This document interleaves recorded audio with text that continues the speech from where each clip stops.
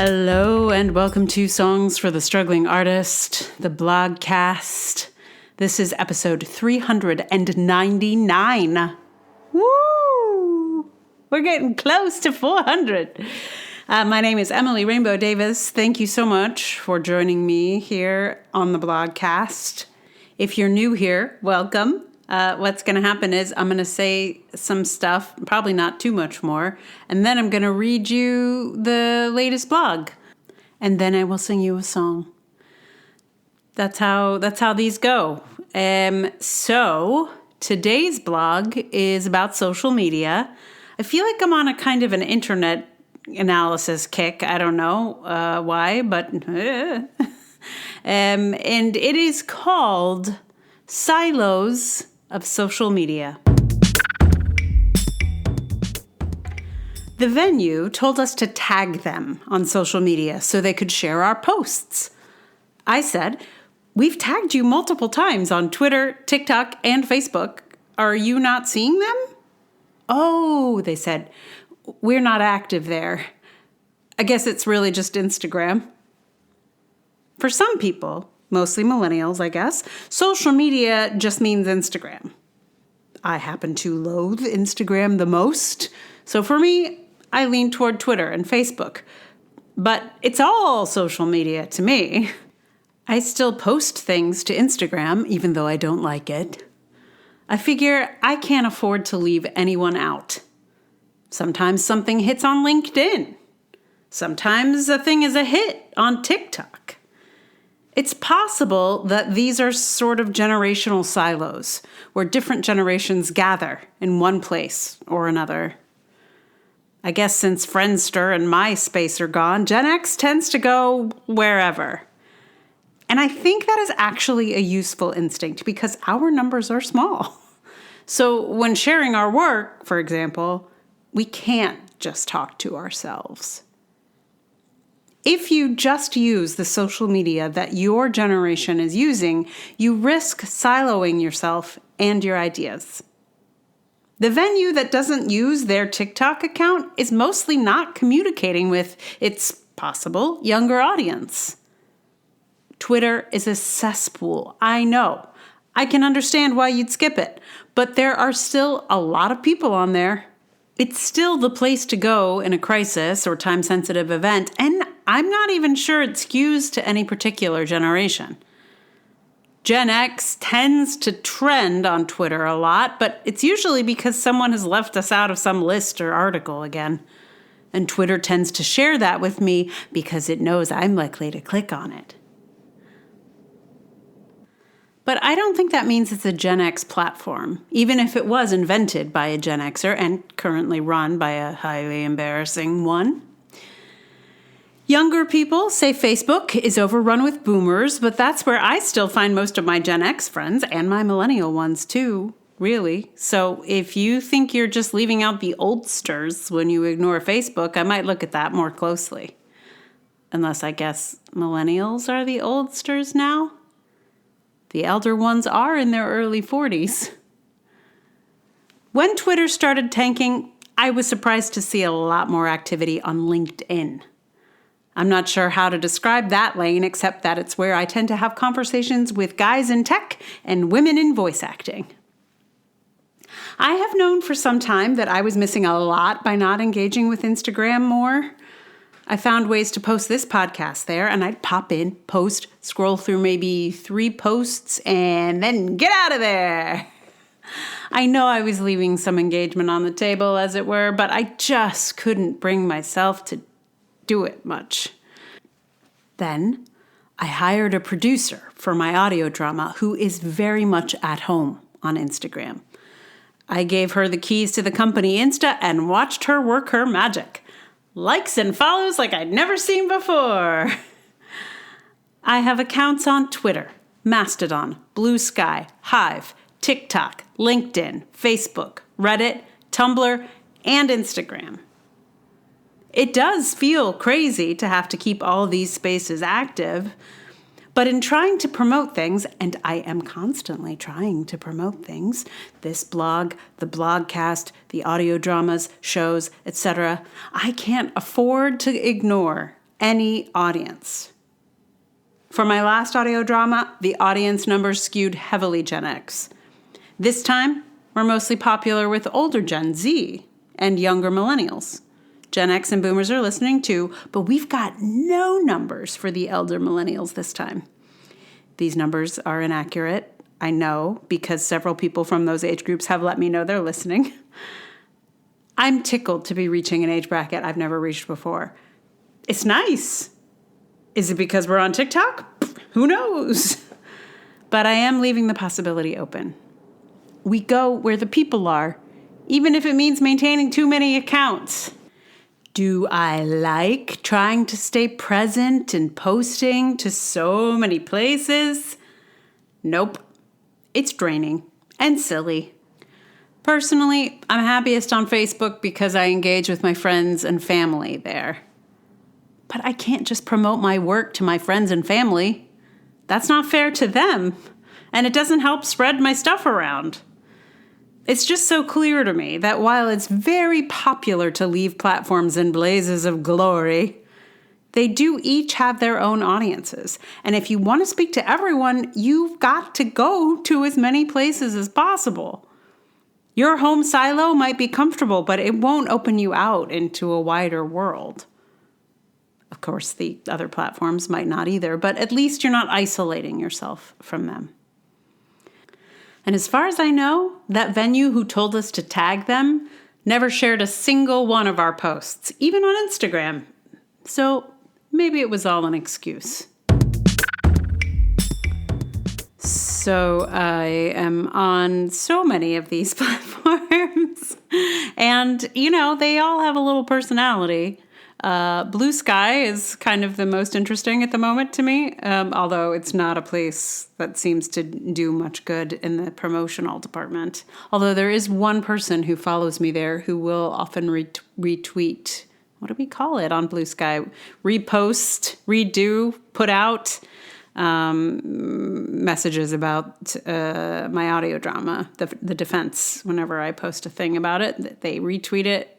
I'm going to call it retweet. I don't know what else to do. What is the language around these things? In any case, I don't know what's going on everywhere. But that's kind of why, I think that's why I'm just, hitting them all, Although Hive does appear to have died. The posts, I hadn't checked in on it in a year, and the posts that are on there are still the posts from a year ago. So I don't think it's going. It looked for a minute like it was going to be the place for theater people to hang, but I don't think so. It's mostly not doing anything. Anyway, what song am I going to give you? Well, there are a lot of songs called Social Media, and they were largely garbage. The Pet Shop Boys have a song called Social Media that I thought, okay, well, I guess I could learn it. But there's something about, it's just all of it, even the Pet Shop Boys, it's too facile. Anyway, so I did not learn the Pet Shop Boys song, Social Media. So then I was like, okay, let's think more broadly. What am I trying to say here? We got to, stay current with all the generations, not just the one we feel happiest with and on. So I thought, a lot of people are TikTok's all the young people, and including our government. Which is great. Anyway, the TikTok, it seems like is cast as the bad guy, and that's the place all the young people go. Although I'm not sure they still go there, because who knows. In any case, I thought, okay, well, maybe there's a TikTok star that I should cover. So, because I'm trying to stay with the program here. I looked at Jax, who did the Victoria's Secret song, which I covered, I believe that was last year. So Jax, I think, has the career she has because of TikTok. And I looked at her song Cinderella Snapped, which is delightful, but hard to play. and I just couldn't quite figure it out. I also looked at the songs of Tom Cardy. Tom Cardy, he is a Australian TikToker. But now, like, almost all these people are on all the platforms. Like, basically, they start on TikTok and then they start putting their TikTok videos on YouTube. And then, I mean, maybe they're probably on Instagram too. I don't know. As I have confessed, I do not spend a lot of time on Instagram. Anyway, I looked at Tom Cardy. There was nothing that particularly, like, suited. And then I remembered my favorite TikToker of 2020, Lubalin, who I made two of his songs, sort of with a company account. So if you haven't seen those, I'm going to put the links to those two songs in the show notes. Because, I thought, I'll post on TikTok. Why not? But I won't give you the TikTok links because most people, if you don't already have a TikTok, it's hard to watch a TikTok video, from what I understand. So I will give you the YouTube links to those. But anyway, I did two puppet versions of two of his songs.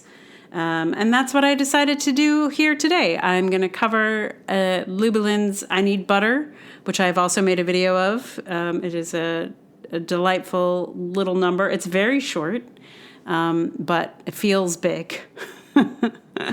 And if you want to see the video of it, I think at some point it might be interesting to try and put the two things together, like do my cover of the song with the video that I made to his song. I don't know. The timing might be weird because mine is a few seconds longer than his.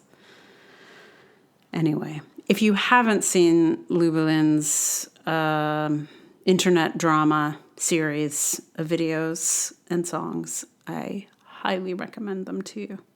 They are hilarious. So that's the song. It's going to be coming up here in just a minute. Meanwhile, thank you so much for listening. I so appreciate it. If you like this blogcast, please tell someone about it. Like, review, subscribe.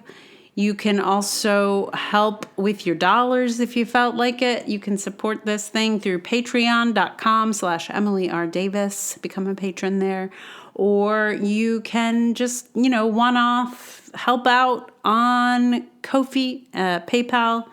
You could subscribe with a what do we call it? Paid subscription on Substack. No one has done that yet, but, I'm open to it. Or any other platform you would prefer. Let me know.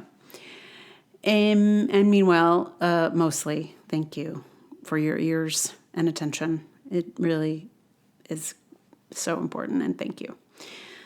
So, is there anything else I should tell you about I Need Butter? Yes, there absolutely is. I can't believe I didn't think of it before. But so this whole series of internet drama songs that he did are all based on various social media posts that he found. So this one is from a Nextdoor post. Previous ones were, I think, Craigslist and Facebook. Many others, I'm sure. But this one comes from Nextdoor, which is the, neighborhood-based one where people communicate with their neighbors. And that is not one I am on, although I have received an invite. I'm not sure how I feel about it. Anyway, here it is. It is 1 minute long, so, strap in. And here's Lubalin's I Need Butter.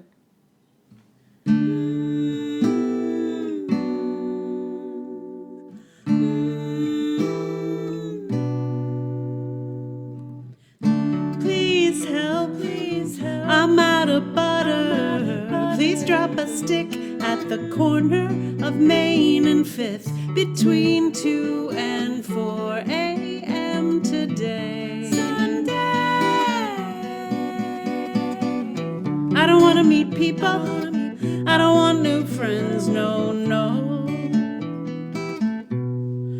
I just need butter.